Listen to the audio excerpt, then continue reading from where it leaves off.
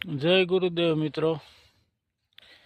મિત્રો જગતમાં અત્યારે આપણે જોઈએ છીએ અમુક માવતરો ગરડા થાય પછી ઘણા દુઃખી છે ને.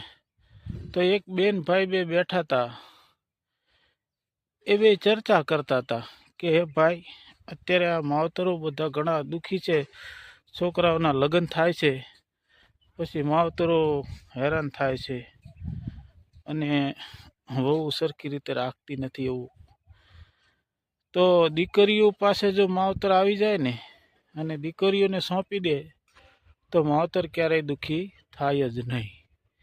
ત્યારે ભાઈ શું બોલો, ધ્યાનથી સાંભળજો. ભાઈએ કીધું, બેન તારી વાત બરાબર છે,